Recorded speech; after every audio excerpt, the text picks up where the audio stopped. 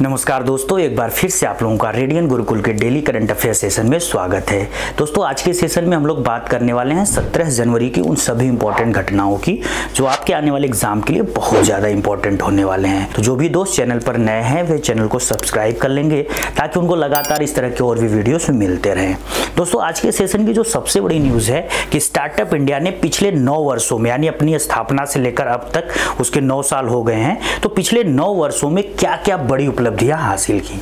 चलिए दोस्तों, आज के सेशन को इसी बड़ी न्यूज के साथ शुरू करते हैं। और देखिए, क्वेश्चन आपसे पूछा जा रहा है, which initiative of India has completed 9 years of its establishment on 16 January 2025।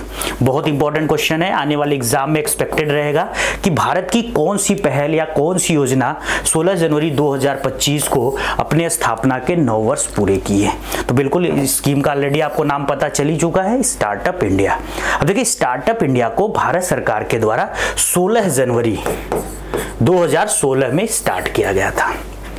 Stand up India और स्टार्टअप इंडिया के स्लोगन के साथ उस समय जब ये स्कीम लॉन्च हुई थी, बड़ा इसका हो हल्ला था, क्योंकि भारत सरकार ने जो स्लोगन दिया था stand up India startup India. दोस्तों, अभी स्टार्टअप इंडिया का मेन टारगेट क्या था कि भारत सरकार ये कहना चाहती थी कि जो हमारे यहाँ स्किल्ड लेबर है या फिर जो स्किल्ड वर्कर है वो कहीं और काम करने की बजाय भारत सरकार की मदद से खुद का अपना स्टार्टअप खोल सकते हैं। उसमें उन उद्यमियों को, यानी जो कोई अपना स्टार्टअप खोलना चाहता है, भारत सरकार की तरफ से आर्थिक तकनीकी हर एक स्तर पे मदद की जाएगी। तो ये स्कीम बहुत ही सक्सेसफुल रही दोस्तों, और पिछले 9 सालों में इसने बड़े बड़े माइलस्टोन हासिल किए। उन माइलस्टोन्स में अगर बात करें तो सबसे बड़ा माइलस्टोन है कि आज के डेट में 15 जनवरी 2025 के आंकड़ों के हिसाब से, आज तक का डेटा पूरा कवर किया जा रहा है, ये भारत सरकार की ऑफिशियल वेबसाइट का डेटा है, बिल्कुल 100% एक्यूरेट है दोस्तों, बिल्कुल रट लीजिएगा। तो आज के डेट में भारत में कुल स्टार्टअप की संख्या कितनी पहुंच गई, जो कि 2016 में इस योजना के आने से पहले मात्र 500 थी। तो अब वो संख्या पहुंच गई है 1.59 लाख। इस समय पूरे इंडिया में इतने स्टार्टअप काम कर रहे हैं दोस्तों।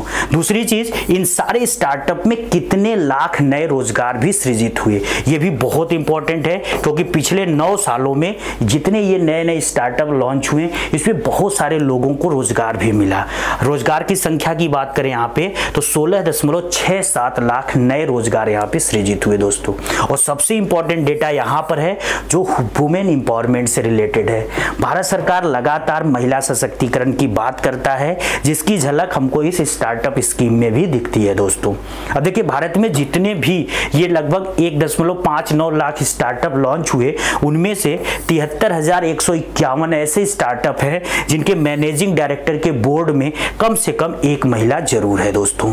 तो महिलाओं ने भी स्टार्टअप इंडिया के इस स्कीम में बढ़ चढ़कर भाग लिया, और भारत में बहुत सारी ऐसी भी कंपनियां खुली जो अकेले महिलाओं ने अपने दम पर स्टार्ट किया दोस्तों। अगर हम स्टार्टअप इंडिया के तहत कुछ बड़े स्कीम्स या फिर कह लो बड़े स्टार्टअप्स की बात करें तो उसमें ओला का नाम आप समझ सकते हो, जोमेटो है, स्विगी है, ऐसे कुछ बड़ी कंपनियां जिन्होंने स्टार्टअप के तहत अपना स्टार्टिंग किया और आज के डेट में बड़ी कंपनी के रूप में स्थापित हुई हैं। इसके बाद दोस्तों, आज के सेशन का एक और इंपॉर्टेंट क्वेश्चन देखते हैं। Which state has announced to construct heritage street at Shaheed Bhagat Singh native village in January 2025। यानी कि जनवरी 2025 में शहीद भगत सिंह के पैतृक गांव में हेरिटेज स्ट्रीट बनाने की घोषणा किस राज्य के द्वारा की गई है? तो उस राज्य का नाम याद रखिएगा, पंजाब। तो पहले ये समझिए दोस्तों कि ये पूरी की पूरी जो हेरिटेज स्ट्रीट बनाई जाएगी ये सिर्फ पंजाब सरकार के द्वारा नहीं बनाई जाएगी, ये भारत सरकार की एक बहुत ही महत्वाकांक्षी स्कीम है, उसी का एक हिस्सा है जिसमें पंजाब सरकार सहयोग करेगी। अब भारत सरकार की उस स्कीम का क्या नाम है? तो special assistance to state and union territories for capital investment.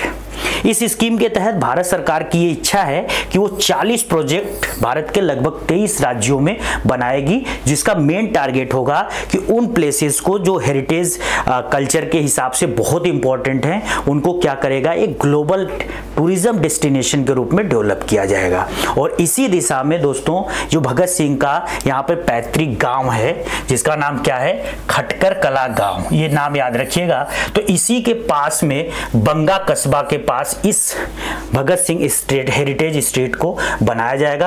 और ये जो पूरा का पूरा स्टेट हेरिटेज बन रहा है दोस्तों, ये भगत सिंह के संग्रहालय, वहां पे ऑलरेडी एक भगत सिंह म्यूजियम बनाया जा चुका है भारत सरकार के द्वारा। तो भगत सिंह के म्यूजियम को उनका जो पैतृक घर है, यानी कि जो उनका पुराना घर है, उसके साथ कनेक्ट करेगा। तो बहुत इंपॉर्टेंट न्यूज है, बिल्कुल आप याद रखिएगा। अब भगत सिंह पर एक और आपको करंट अफेयर का न्यूज बता देता हूं। रिसेंटली जो चंडीगढ़ का हवाई अड्डा है, उसका भी नाम बदलकर भारत सरकार ने शहीद भगत सिंह के नाम पे भगत सिंह इंटरनेशनल एयरपोर्ट कर दिया दोस्तों। भगत सिंह हमारे देश के एक बड़े स्वतंत्रता सेनानी थे।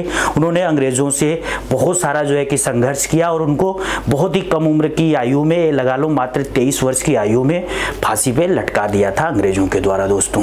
इसके बाद दोस्तों आज के सेशन का एक और इंपॉर्टेंट क्वेश्चन है, who won the ICC men's player of the month award for December 2024, यानी कि दिसंबर 2024 के लिए ICC men's player of the month का पुरस्कार किसने जीता। देखिए दोस्तों, जो आईसीसी है इसको बोलते हैं इंटरनेशनल क्रिकेट काउंसिल। ये क्या करती है, हर महीने पूरी दुनिया में जो सबसे बेस्ट पुरुष खिलाड़ी होता है, जो सबसे अच्छा क्रिकेट खेलता है, और जो सबसे महिला क्रिकेट खिलाड़ी होती है, यानी जो महिलाओं में सबसे अच्छा क्रिकेट खेलती है, उनको क्या करता है, हर महीने best ICC player of the month के अवार्ड से पुरस्कृत करता है। तो इस बार जो अवार्ड जनवरी में दिया गया वो दिसंबर मंथ के लिए दिया गया। तो दिसंबर 2024 का जो ICC player of the month रहा पुरुषों वाली कैटेगरी में, वो भारत के रहे जसप्रीत बुमराह। इंडिया के फास्ट बॉलर हैं और बहुत ही फेमस नाम है दोस्तों। जो क्रिकेट के तीनों फॉर्मेट होते हैं, चाहे T20 कह लो, ओडीआई कह लो या टेस्ट, तीनों में इनका प्रदर्शन बड़ा धमाकेदार रहता है। तो ये देखिए जसप्रीत बुमराह है और ये नाम बिल्कुल याद रखिएगा, आने वाले एग्जाम में आपसे 100% पूछा जाएगा कि दिसंबर 2024 में ICC player of the month men's category में किसको मिला। अगर वहीं महिलाओं की कैटेगरी में अगर हम बात करें तो ऑस्ट्रेलिया की, यहां पर ये नाम देखिएगा, एनाबेल सदरलैंड। तो ऑस्ट्रेलिया की एनाबेल सदरलैंड को यहां पे महिलाओं वाली कैटेगरी में ICC player of the month का पुरस्कार दिया गया दोस्तों। आईसीसी पूरी दुनिया में क्रिकेट का सबसे बड़ा अथॉरिटी है, या कह सकते हो कि सुप्रीम अथॉरिटी है, जिसकी स्थापना 1909 में की गई थी। और करेंटली जो इसका हेडक्वार्टर है दोस्तों, वो दुबई नाम के सिटी में है। और रिसेंटली एक चीज और याद रखिएगा कि जो इसका चेयरपर्सन है, या फिर कह लो जो चेयरमैन है आईसीसी का, वो भारत के अमित शाह बने हैं, जो 1 दिसंबर से अपना पोस्ट हासिल कर लिए हैं। और ये आईसीसी के इतिहास में अब तक सबसे कम उम्र के चेयरमैन बनने वाले व्यक्ति भी रहे। इस पर भी ऑलरेडी एग्जाम में क्वेश्चन पूछा जा चुका है और अब भी क्वेश्चन बनेगा दोस्तों आने वाले एग्जाम्स में। इसके बाद दोस्तों आज के सेशन का बिल्कुल लास्ट क्वेश्चन देखते हैं, who owns Hindenburg research which is going to shut down in January 2025, यानी कि हिंडनबर्ग रिसर्च का मालिक कौन है जो जनवरी 2025 में बंद होने जा रहा है। अब देखिए हिंडनबर्ग रिसर्च एक बड़ी कंपनी है और इसने रिसेंटली अनाउंस कर दिया कि अब वो खत्म हो रहा है, यानी कि बंद हो रहा है। अब उसके मालिक का नाम क्या है, नैट एंडरसन। देखिए नैट एंडरसन है और इन्होंने क्या किया था कि 2017 में हिंडनबर्ग रिसर्च नाम से एक प्रभावशाली एक्टिविस्ट शॉर्ट सेलिंग फर्म स्थापित किया था। इसका मेन काम क्या होता था कि ये बड़ी बड़ी जो लाभ कमाने वाली ऑल ओवर वर्ल्ड की जो कंपनियां होती थी उन पर रिसर्च करती थी, गुपचुप तरीके से उन पे डेटा कलेक्ट करती थी और उनके द्वारा किए गए जो करप्शन होते थे उनको उजागर करती थी। अब पिछले साल क्या हुआ, 2023 में इस हिंडनबर्ग रिसर्च ने भारत के जो बड़े उद्योगपति हैं गौतम अडानी, उनकी कंपनी पर जो है कि रिसर्च का पूरा लेआउट जारी कर दिया। और उसमें इन्होंने सीधे सीधे आरोप लगाया था इस कंपनी ने गौतम अडानी पर कि अडानी ग्रुप इंडिया को बहुत ही मतलब खतरनाक तरीके से लूट रही है, एक तरीके से इस तरह का उन्होंने टैगलाइन दिया था दोस्तों।